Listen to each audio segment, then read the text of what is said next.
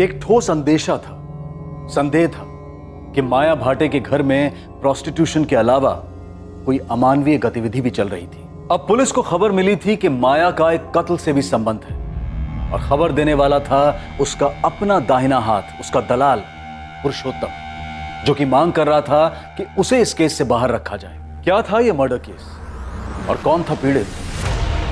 पर मर्डर किसका हुआ? पुरुषोत्तम को गारंटी चाहिए कि उसका इस केस में नाम नहीं आएगा। उसने बोला है कि वो वापस फोन करेगा। वैसे मैंने मेरे बंदे लगा रखे हैं उसकी तलाश में। सर, इस माया के दोनों बेटे योगेश और जगदीश हमारे पास हैं। सर हो सकता है इन दोनों बेटों को कुछ पता, पर हमसे छुपा रहे हो।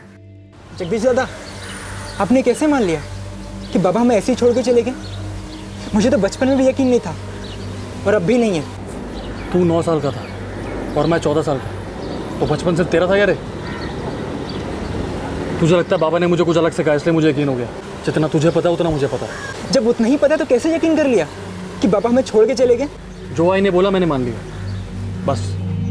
मुझे इस केस के बारे में और भी जानकारी चाहिए। किसका मर्डर हुआ था, कब मर्डर हुआ था? पुरुषोत्तम अगर ये बोल रहा है कि उस पूजा वाले रूम में कुछ नहीं है, मतलब ज़रूर उस रूम में कुछ ना कुछ है। ये हमारा ध्यान भटकाया जा रहा है। मुझे स्ट्रांगली लग रहा है उस पूजा वाले रूम और इस मर्डर के बीच कोई ना कोई कनेक्शन जरूर है। सर, माया उस कमरे को हमेशा बंद रखती थी। कहीं ऐसा तो नहीं कि उस कमरे के अंदर कोई डेड बॉडी दफन हो? खान, तुम और तावड़े उस पूजा वाले रूम का दोबारा से पोस्टमार्टम करो। पद्मा, माया के दोनों बेटों को टैग करो, बात करो उनसे। गया। मुझे किसी भी सूरत में माया का वो लवर विनोद जोशी चाहिए। और पुरुषोत्तम को बोल कि हम उसे सरकारी का भाव बना लेंगे, कोई चार्ज भी नहीं लगाएंगे उससे। लेकिन शर्त यही है, उस मर्डर की मुझे पूरी जानकारी चाहिए। चल, साहब ने बुलाया है। सुन, मेरा ये लॉकअप में दम घुटता है, तो मैडम के लिए एसी लगवा दे। एक पैकेट अगरबत्ती का बंदोबस्त कर दे। रे शानी, ना तो एक होटल का कमरा है और ना मैं रूम सर्विस वाली हूँ। चल चुपचाप। माया, ऐसा भी क्या दफन है उस कमरे के अंदर जिसकी वजह से तुम इतना डरी हुई हो?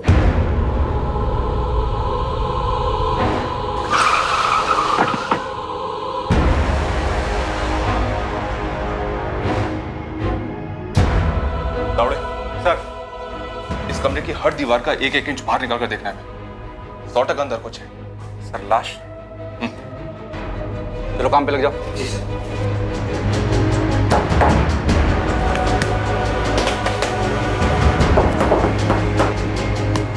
इसकी लाश है उस कमरे में। साहब मैं बोली ना आपको, मैं उधर से पूजा करती है। पूजा पूजा भक्ति से की जाती है माया, और तुम डर की वजह से पूजा करती हो। किस चीज का डर है? किसको मार डाला तुमने जिसका डर तुम्हें ये सता रहा है कि वो कहीं भूत बन के तुम्हारे सामने ना आ जाए?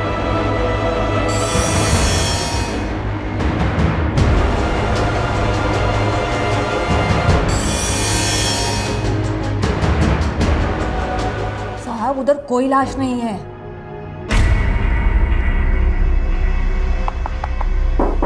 एक मिनट। ए, तावड़े, इधर आ। सर, ये सुन जरा। हाँ सर, कुछ हो सकता है। दीवार को तोड़ो।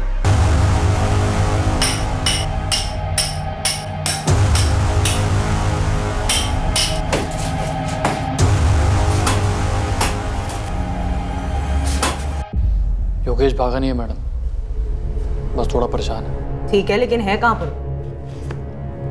फोन नहीं उठा रहा है, गैराज भी नहीं जा रहा है, घर पर भी नहीं है। क्यों?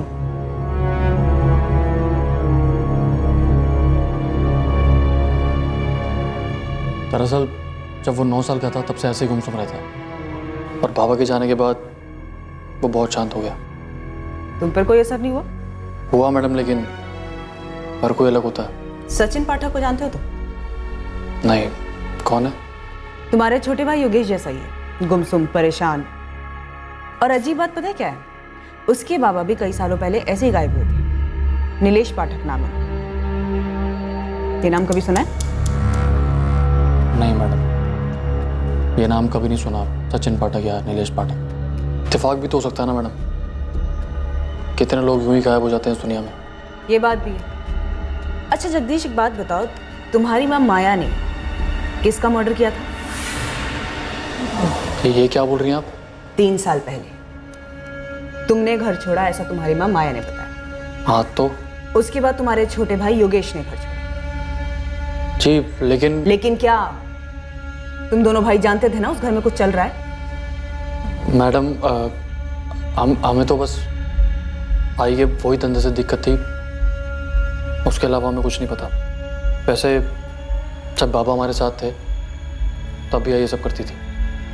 तुम्हारे बाबा भी इन सब में शामिल थे?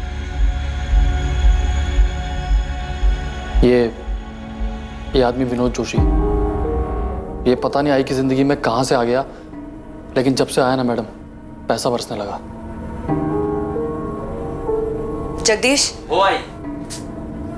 सुन रहे बाड़ा? घंटे भर के लिए बाहर जाके खेल। पर क्यों आई? आई बोल रही है ना, जा बाहर जा।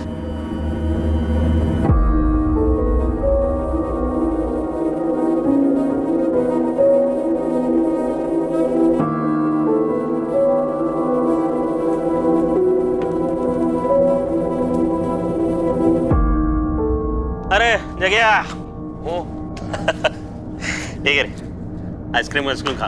हाँ, चॉकलेट वाला। बाबा कारपेंटर का काम करते थे, दोपहर में आई के पास अलग अलग लोग आते थे। ये समझने में ज़्यादा देर नहीं लगी कि क्यों आते थे और वहाँ क्या होता था।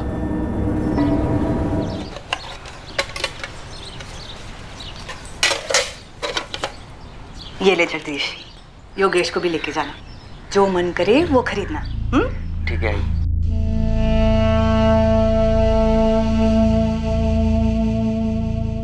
हम बच्चे थे, नई नई चीज़ें खरीदना अच्छा लगता था।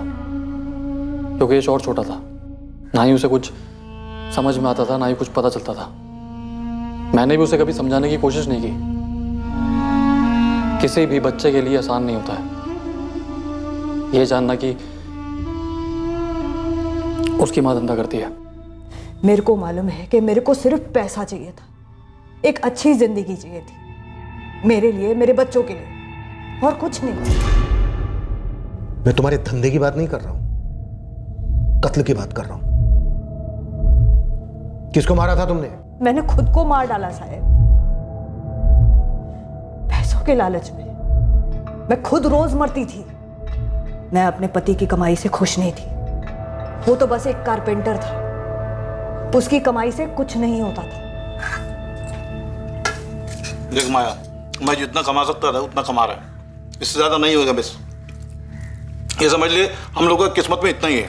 पढ़ी लिखी नहीं है लेकिन इतना जानती है, गरीब पैदा होना किस्मत की बात है, लेकिन गरीब मरना बेवकूफी।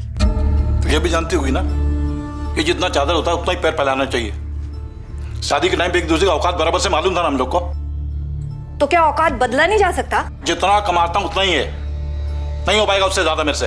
और ये फालतू का ना सपना देखना बंद कर दो। मैं नहीं छोड़ पाई अपने सपनों को। सपने देखना कैसे छोड़ सकता है कोई? मेरी विनोद से मुलाकात हुई, वैसे भी मैं अपने पति से दूर जा रही थी। मेरी विनोद से नजदीकियां बढ़ी और पैसों से भी। ठंडे दिमाग से सोच, जो तेरे मेरे बीच में है, जो तेरे और प्रशांत के बीच में है, वही तो करने को बोल रहा हूँ तेरे को। विनोद मेरे साथ ऐसी बात करने का नहीं, निकल इधर से। ओ बाबा, जाता हूँ मैं, लेकिन ना तू खुद चल के सामने से मेरे को ये बोलेगी, और वो भी लवकरच। माया, अरे लेकिन बैठना रे बाबा। देख, जितना सोचने में बुरा गंदा लगता है ना, वैसा बिल्कुल भी नहीं है। देख, तू दोपहर को अकेले रहते, मैं कैसा आता है, मेरे जैसा कोई और आएगा। देख, करना तुझे वही है जो हम करते हैं, लेकिन सोच, तगड़े पैसे मिलेंगे, तगड़े। तेरी जिंदगी ना ऐसे फटकन बदल जाएगी। हाँ, एक दोपहर का 2000, 1000 तेरा, 1000 मेरा। चल मेरे को बोल, ये तेरा प्रशांत महीने का कितना कमाता है? 6000, 7000? अरे उतना तू एक हफ्ते में कमाएगी। मन बनाएगी तो 4 दिन, पूरा मन लगाएगी ना तो 2 दिन में, अरे 1 दिन में कमा सकती है। मेरे संग तुम्हें एक बात याद रख, ये मर्दों की जरूरत ना बहती नदी है, कभी सूखती नहीं। तो तू काय को सूखी सूखी जिंदगी जी रही रे, काय को? हाँ? अच्छा ठीक है, सोच के बता मेरे को, आता हूँ। बहुत घिन आई थी विनोद की ये बात सुनकर, लेकिन पैसे के लिए तरसते हुए भी बहुत घिन आती थी साहब, इसीलिए हाँ बोल दिया। पहली बार बहुत गंदा लगा साहब, लेकिन जब हाथ में पैसा आया ना, फिर सही गलत कुछ भी नहीं लगा। सोचा कि शरीर ही तो है, पैसे की धुंध छा गई थी। एक अच्छी जिंदगी मिल रही थी, बच्चों के लिए कुछ कर सक रही थी मैं। बच्चे लोग रोज बाहर का खा रहे हैं, नए नए सामान खरीद रहे हैं। जगदीश बोला तुमने पैसा दिया उन लोग को? हाँ, मैंने दी। किधर से दिया? पेड़ लगा तेरे पास पैसे का? मैंने कमाए हैं। किधर से कमाए? कमाए बोले तो किधर से कमाया? मैं क्या पूछ रहा हूँ, किधर से कमाया माया? और मला शरीर बेचती है अपना, सोती है लोगों के साथ। शरीर मेरा है, मैं बच्चों को वो दे रही है जो तू अपने अगले जन्म में भी अपनी कमाई के साथ नहीं दे सकता। बच्चे लोग को मालूम है कि उसकी माँ क्या है? बोला बच्चे लोग को तूने? नहीं, वो स्कूल में होते हैं और तू काम पे, दोपहर में आते हैं लोग। तेरे को क्या लग रहा है तू बहुत बड़ा पुण्य का काम कर रही है? पुण्य और पाप से जिंदगी चलती है, पेट भरता है उससे। जिंदगी जिंदा लोगों की होती है और तू लाश है, घटिया सड़ी हुई लाश। पर मेरी ही चिता पर तो पक रही है ना रोटी। बस मैं तो यही जानती। प्रशांत ने रोज दारू पीना शुरू कर दिया। वो ये सच्चाई सहन नहीं कर पाया और एक रात हम सबको छोड़कर चला गया। मेरे को पता था कि वो वापस नहीं लौटेगा। मैंने ये सच्चाई मान ली थी। मैंने प्रशांत से कभी झूठ नहीं बोला और आप लोगों से भी नहीं बोल रही है सर। मैं सच बोल रही है, मैंने कोई खून वून नहीं किया है। माया, अभी तक तुमने हमें अपनी जिंदगी की सच्चाई बताई है, उस कत्ल की नहीं। हमें उस कत्ल की सच्चाई चाहिए। जगदीश, तुम अभी कुछ छुपा रहे हो। मुझे मालूम है कि तुम जानते हो कि तुम्हारी माँ ने किसका कत्ल किया। किसी का नहीं। तो फिर उस बंद दरवाजे के पीछे, जिसे तुम्हारी माँ पूजा का कमरा कहती थी, किसकी लाश दफन है? किसी की भी लाश नहीं हुआ।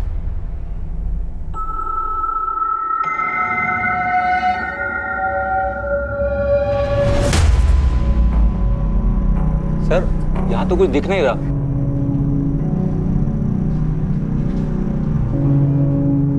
तो फिर है कहाँ?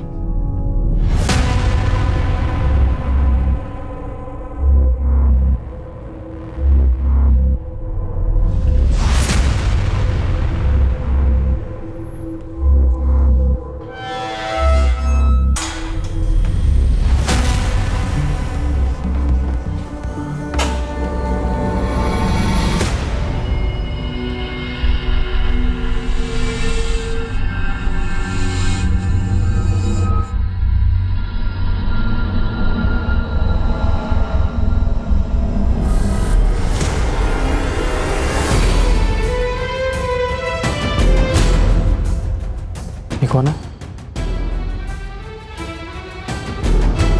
ये मेरे बाबा हैं। तुम्हारा नाम क्या? सचिन पाठक। क्यों? नहीं, ऐसे ही पूछा।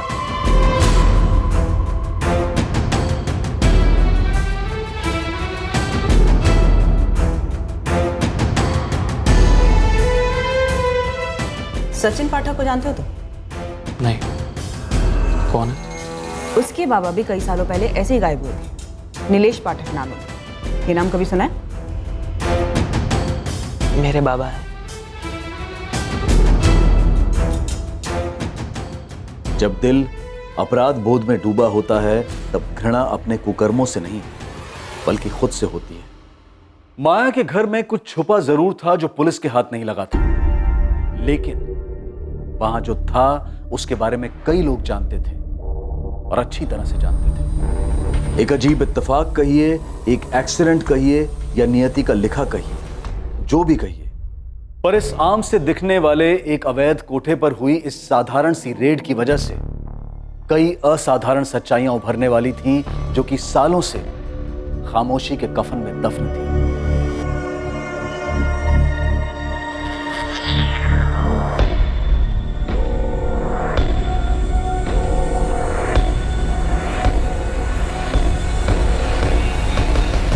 सर उस कमरे में कुछ नहीं है और वो एक दीवार जिस पर हमें सबसे ज्यादा शक था, वहां से भी कुछ नहीं निकला। सर ये माया का बड़ा बेटा जगदीश, इससे भी कुछ पता नहीं चल रहा है। वो दूसरा बेटा योगेश अभी भी लापता है। यस सर, जगदीश बता रहा है कि योगेश काफी डिस्टर्ब हो गया है। इस माया को जितनी भी गर्मी दो ये पिघलने वाली नहीं है। विनोद जोशी का क्या स्टेटस है? हमारी टीम और दया के लड़के दोनों लगे हुए हैं, पूरे शहर में अलर्ट इशू किया। और पुरुषोत्तम वो अभी तक सामने क्यों नहीं आया? उसने दया से कहा था कि शाम को फोन करेगा, लेकिन सर अभी तक फोन किया नहीं उसने। अभी तक हमारे पास बस ये एक ही लीड थी, पुरुषोत्तम या फिर विनोद जोशी हाथ में। पता नहीं क्यों मुझे ऐसा लग रहा है कि उस दिन माया का पति प्रशांत भाटे घर छोड़कर गया ही नहीं था।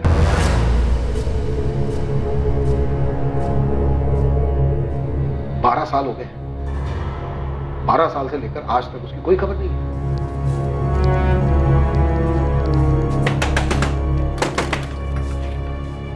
दादा, वो पुलिस आई के पूजा घर के बारे में कुछ कह रही है। उस कमरे में कुछ है क्या?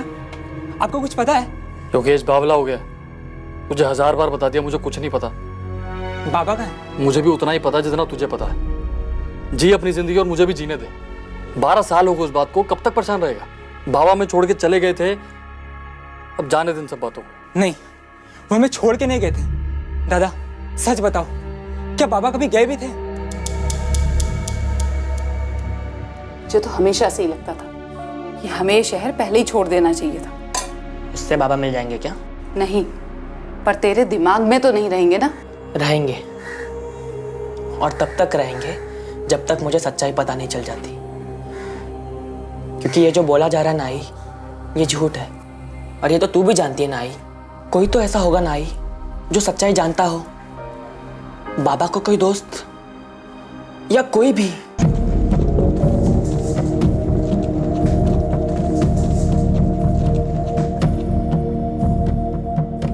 योगेश बाबा हमें खुद छोड़ के चले गए थे, वो है कहीं? ये सब तेरे दिमाग का वहम है। कोई वहम नहीं है, मुझे अब पक्का यकीन है कि आई ने ना बाबा को मार डाला। और उस कमरे में ना जरूर कुछ है। उस कमरे में कुछ नहीं है। तू एक काम कर, उस कमरे में ढूंढ, पूरे घर में ढूंढ, पूरी दुनिया में ढूंढ, लेकिन दोबारा मेरे पास दुखड़ा लेकर मत आइयो। वैसे जिंदगी खराब है, तू जा यार।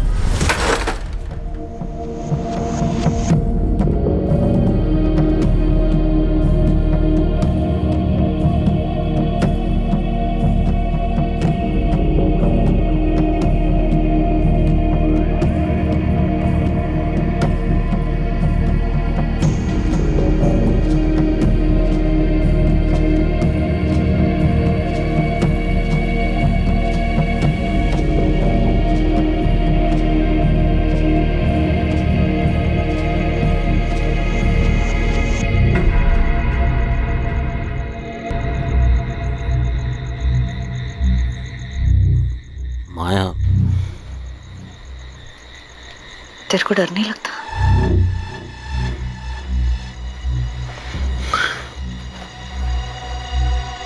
नहीं, और तू भी डरना छोड़ दे माया। क्यों किया मैंने ये सब कुछ? खुद के लिए, तेरे बच्चों के लिए, अरे हमारे लिए माया। क्या करेगी मैं इतने पैसे का? क्या इन पैसों से मैं अपने पुराने पाप धो सकती है? अपना भविष्य, अपनी खुशियां खरीद सकेगी? मेरे को तो ये भी नहीं पता है खुशियां होती क्या है।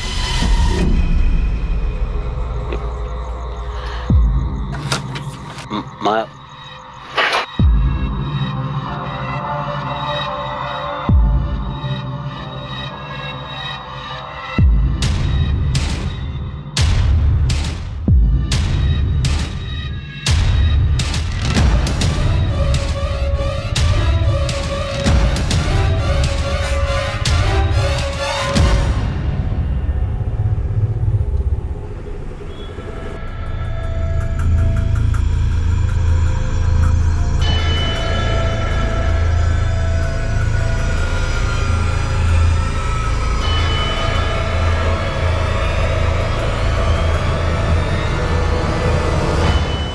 किसका मर्डर हुआ?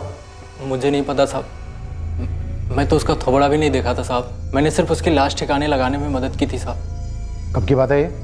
कई साल हो गए साहब, याद नहीं। लाश कहाँ ठिकाने लगाई थी? वो जंगल में साहब। कौन से जंगल? कातरज के जंगल में। मैं उन दिनों विनोद भाऊ का टेम्पो चलाता था। एक रात को उन्होंने मुझे माया ताई के घर बुलाया। लाश है आदमी की, ठिकाने लगाना है। नहीं बाबू, लेकिन ये मुझे बता, ये है कौन? इतना जानना जरूरी नहीं, समझा ना तेरा? गपचुप उठा।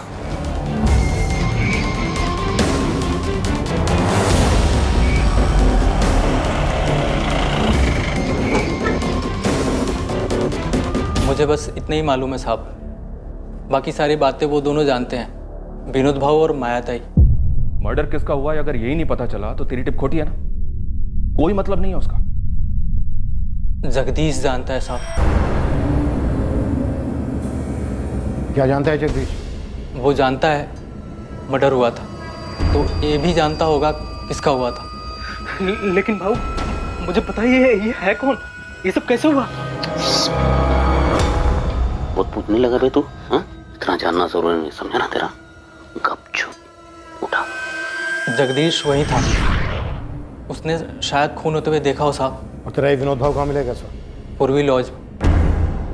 हो सकता है पुरुषोत्तम झूठ बोल रहा हूँ, फिर भी एक चांस लेते हैं। पूर्वी लॉज से विनोद को उठाओ और कातरज पुलिस से बात करो। मैं जगदीश और माया इनसे दोबारा बात करता हूँ। खान इतना तो पक्का है कि उस घर का कुछ ना कुछ अतीत है, कालातीत।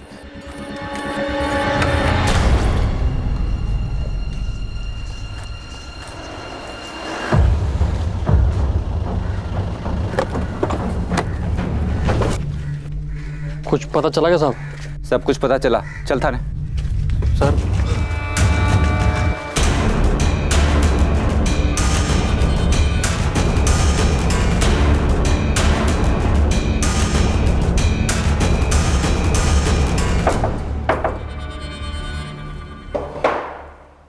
माया, तुम्हारे पति प्रशांत भाटे ने कभी घर छोड़ा ही नहीं था, है ना? वैसे कातरज के जंगलों में हम उस लाश की तलाश कर रहे हैं। भूतों से डर लगता है ना तुम्हें?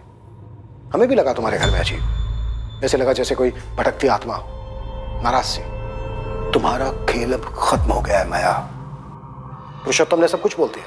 विनोद जोशी को अरेस्ट कर लिया हमने, और हमें यह भी पता चल गया है कि तुम्हारा बेटा जगदीश उस कत्ल का गवाह है, उसको भी उठा लिया। साहब, जगदीश उस टाइम बच्चा था, उसने कुछ नहीं किया, उसको छोड़ दो साहब। तुमने और विनोद जोशी ने मिलकर मारा ना प्रशांत भाटे को? नहीं साहब। ठीक है, पुरुषोत्तम और विनोद जोशी के साथ अब हम जगदीश को भी तोड़ेंगे। साहब, मैं सच बोल रही है कि तुमने और विनोद जोशी ने मिलकर प्रशांत भाटे को मारा? नहीं। सच चाहिए मुझे माया, सिर्फ सच।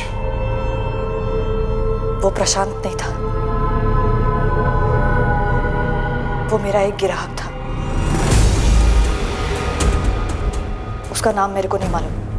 देख विनोद जोशी, माया एक औरत है, इसलिए अभी तक हमने सख्ती दिखाई नहीं उसके साथ, लेकिन तेरा नसीब ऐसा नहीं होगा, समझा? मैंने कुछ नहीं किया साहब, सच बता रहा हूँ मैं। ये जो भी खुनबुन जो भी हुआ है आप बता रहे वो सब पूरा का पूरा माया ने किया। अच्छा, प्रॉफिट आधा आधा करेगा, लेकिन जुर्म पूरा का पूरा उसके सर पे डालेगा? नहीं, मैं सही बता रहा हूँ सब। मैं उस आदमी को जानता तक नहीं था, तो मारूंगा क्यों? पुरुषोत्तम ने बताया कि तू भी उनके साथ था, तूने देखा था वो खून होते भी देखा था। कौन था वो आदमी? प्रशांत भाटे, तेरा बाप? नाम नहीं मालूम, लेकिन वो चेहरा मैं कभी भूल नहीं सकता। मैडम बता रही थी कि कोई सचिन पाठक है जो अपने बाप को ढूंढ रहा है। उसके बारे में क्यों पूछ रहा था? जिसको मारा गया था वो वही था।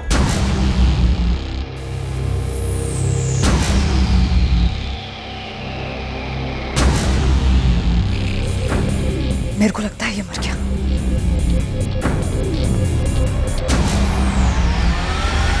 वो आदमी सचिन का बाप नीलेश पाठक था? नाम नहीं मालूम। तो तुझे कैसे पता वो सचिन का बाप था? सचिन के हाथ में उसके बाप की तस्वीर देखी थी, वही चेहरा जो रोज रात को मैं ना चाहते हुए भी देखता हूं। मेरी आई भी देखती होगी। इस पैसों के लालच ने पहले मेरे को मारा,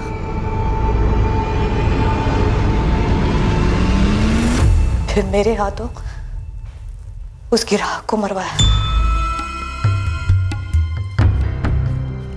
ओहो, क्या बात है बाबू, बैंक वैंक लूट कर आए हो क्या?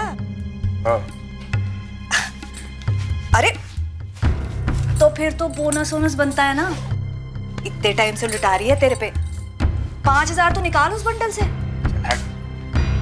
2,000 भी तेरे औकात के हिसाब से बहुत ज्यादा। ए, औकात की बात करता है? औकात? अब तो मैं 5,000 ही लेगी। देख, छोड़। क्या करगी तू? मेरे सामने नोटों के बादल छाते थे, उसके पास इतना सारा पैसा था साहब, और ऊपर से ऐसी बात। मैं उसको कैसे छोड़ देती साहब?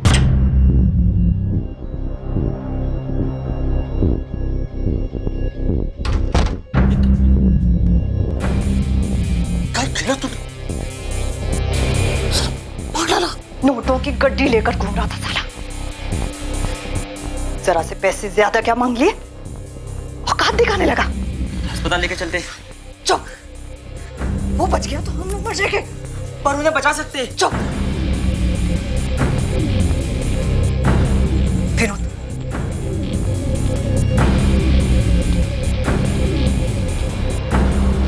नहीं आई, ये क्या कर रही हो?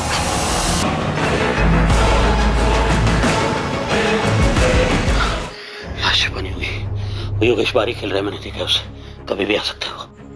अभी छुपाते हैं, रात को ठिकाने लगाएंगे। ये तो क्या बाल संभाल अपने आप को।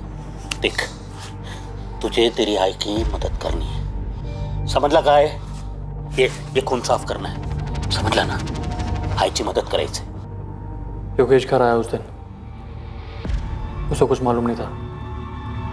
फिर रात को पुरुषोत्तम आया, वो लोग लाश को जंगल में ले गए। योगेश तब सो रहा था। बहुत पछतावा होता है साहब, जब घिन सब आती है, लेकिन समझ नहीं आता साहब कि वो नोटों को देख के क्या धुन सवार हो जाती है। सर, ये था वो आदमी जिसको इन्होंने मार डाला। ये तो नीलेश पाठक है ना, सचिन का बाबा? हाँ सर, जगदीश को याद था ये चेहरा।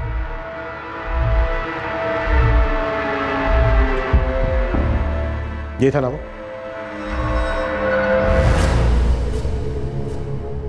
सचिन, तुम्हारे बाबा नीलेश पाठक अब इस दुनिया में नहीं है। क्या हुआ था उनके साथ? कत्ल हुआ था उनका। कत्ल? क्यों? किसने किया? क्यों किया? तुम्हारे बाबा एक कोठे पर जाते थे, शंकरवाड़ी। कोठा? हाँ, माया भाटे नाम है उसका। उसने और उसके साथीदार ने तुम्हारे बाबा का मर्डर कर दिया था।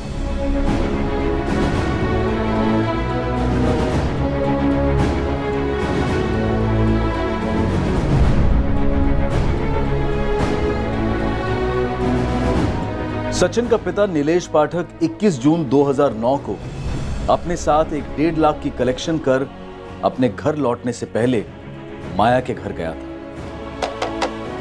नीलेश को उस दिन कोई अंदाजा नहीं था कि वो फिर अपने घर कभी नहीं लौटेगा।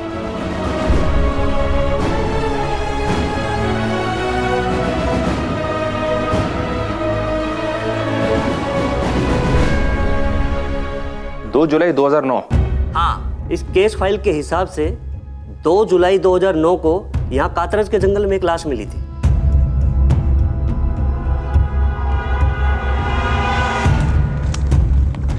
इस केस के इन्वेस्टिगेशन ऑफिसर 3 साल पहले रिटायर्ड हुए। इस नीलेश की मिसिंग रिपोर्ट दर्ज नहीं हुई थी, बस इसके खिलाफ पैसे लेकर फरार होने की शिकायत की गई थी।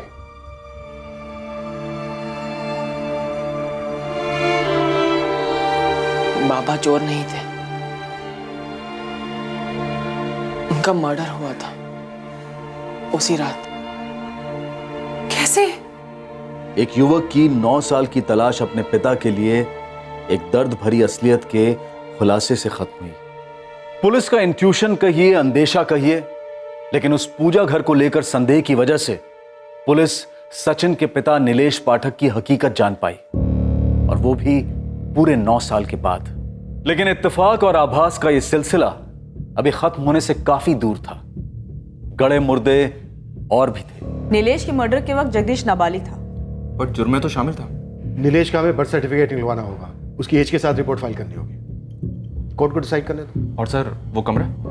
हाँ, वो कमरा। सर अभी भी लगता है कुछ अधूरा है, कुछ बाकी है जिसका पता लगाना है। ये पुरुषोत्तम पूरी बात नहीं बोल रहा है। पर तुम लोगों को तो वहां कोई लाश नहीं मिली। लेकिन सर माया को जो इतना डर लगा रहता है, क्या वो डर सिर्फ एक अजनबी को लेकर या सिर्फ एक ग्राहक को लेकर हो सकता है? प्रशांत भाटे, उसका पति, जो कभी घर लौटा ही नहीं।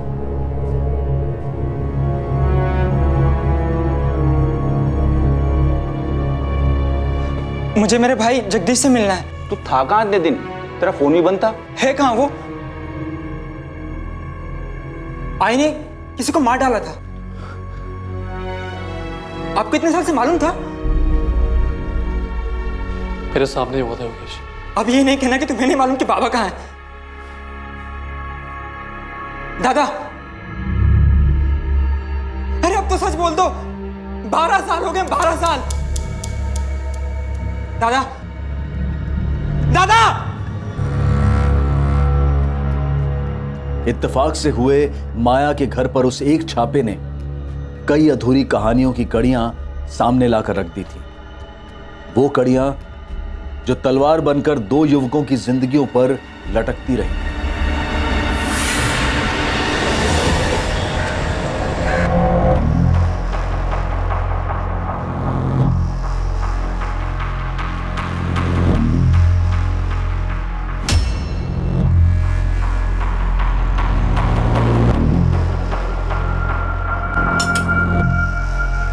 आखिरकार योगेश का बड़ा भाई जगदीश टूटा।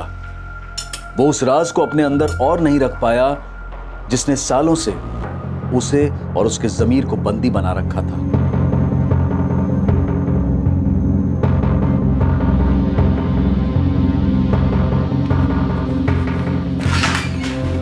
सर, जगदीश भाटे कुछ कहना चाहता है, कुछ और भी बात है। नीलेश पाठक के अलावा मेरी आई ने किसी और का भी कत्ल किया था सर। तुम्हारे पिता का?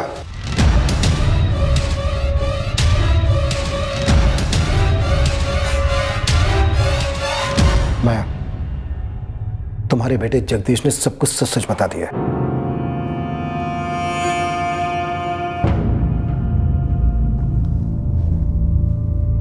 अच्छा है साहब। साहब, क्या सच बोलने से, कबूल करने से दर्द कम होता है क्या? हो सकता है, लेकिन जुर्म कम नहीं होता।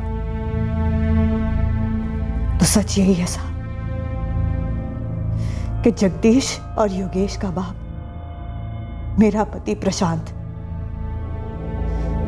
उस रात घर छोड़कर चला गया था। मेरे को नहीं मालूम था कि वो वापस आ जाएगा। तो कौन होती मेरे पूछने वाली? तेरे क्या लगा मैं क्या कभी लौट के नहीं आया क्या? तेरा आदमी लोग जो साला दिन में आता था अभी रात को भी आने लगा क्या इधर? तेरे बाबा की कसम है, तू किसी को नहीं बोलेगा ना? योगेश को कुछ नहीं बताना, कुछ भी नहीं बोला उसको। नहीं बोलेगा ना? बोला नहीं बोलेगा ना?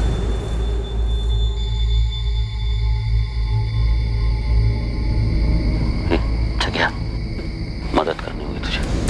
उस रात के बाद मैंने वहां पीछे कभी कदम भी नहीं रखा।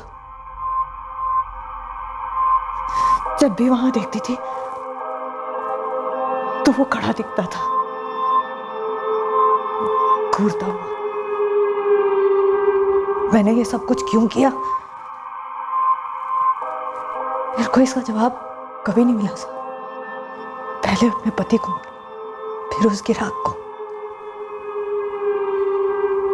साहब, उन दोनों की आत्मा से ज्यादा ना मेरे को अपने आप से डर लगता है।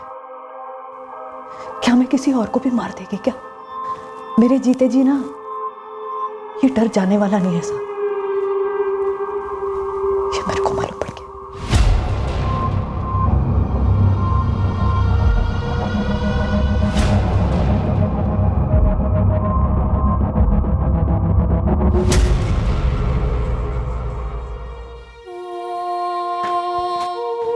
योगेश, स्केलेटन के सैंपल से जो डीएनए लिया गया वो तुम्हारे और तुम्हारे भाई जगदीश के डीएनए से मैच हो गया है। वो कंकाल तुम्हारे पिता प्रशांत भाटे का ही है।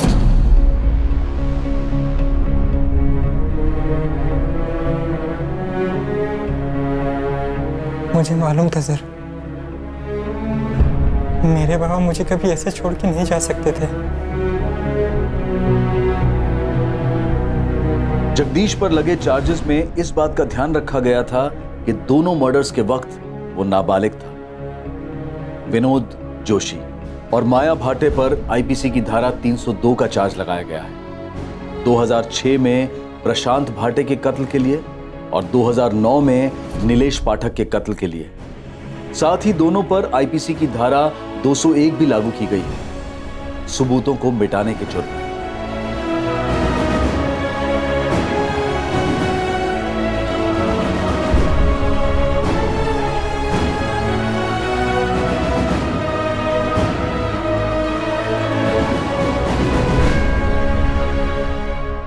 एक कत्ल 12 साल पहले हुआ और दूसरा कत्ल 9 साल पहले, और दोनों के बारे में किसी को भनक तक नहीं थी। 9 साल पहले अगर नीलेश पाठक पैसों के कलेक्शन के बाद माया के कोठे पर ना गया होता तो क्या होता? 12 साल पहले अगर माया का पति प्रशांत उस रात घर ना लौटा होता तो क्या होता? आने वाला खतरा अदृश्य होता है, लेकिन जब कोई जुर्म के साए में डेरा डाले तो वो खतरे के साए से दूर कैसे रह सकता है भला? माया ने अपने ही हाथों अपने जमीर की सुई तोड़ी थी।